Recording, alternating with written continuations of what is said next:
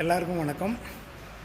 திருக்குறளில் பறவைகளை பற்றி திருவள்ளுவர் சொல்லியிருக்கிற திருக்குறளில் அந்த வீடியோவில் பார்க்கலாம். மயில், காகம், கொக்கு, கோட்டான், அதாவது கூகைன்னு சொல்லியிருப்பார். அன்னப்பறவை, இந்த பறவைகளை பற்றி திருவள்ளுவர் திருக்குறளில் சொல்லியிருக்காரு. அது என்னென்ன வீடியோன்னு இந்த திருக்குறளில் பார்க்கலாம். 112வது அதிகாரம் 10வது திருக்குறள். அனிச்சமும் அன்னத்தின் தூவியும் மாதரடிக்கு நெருஞ்சி பழம்னு சொல்லி அன்னப்பறவை சொல்லியிருப்பார். காகத்தை பற்றி சொல்லும்போது 49வது அதிகாரம் காலமறிதல். அதில் முதல் குறளிலே காகத்தையும் கூகை, அதாவது கோட்டானையும் சொல்லியிருப்பார். பகல் வெல்லும் கூகையை காக்கை, இகழ்வெல்லும் வேந்தற்கு வேண்டும் பொழுது.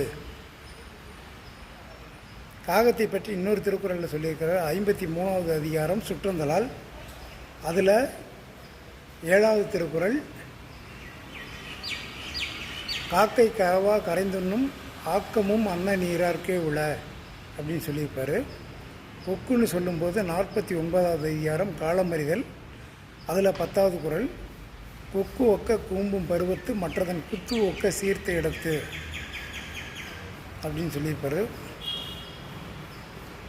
மயிலை பற்றி சொல்லும்போது 109வது அதிகாரம் தகையனுங்குறுத்தல்.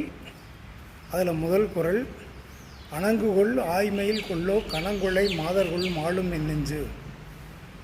நன்றி, வணக்கம்.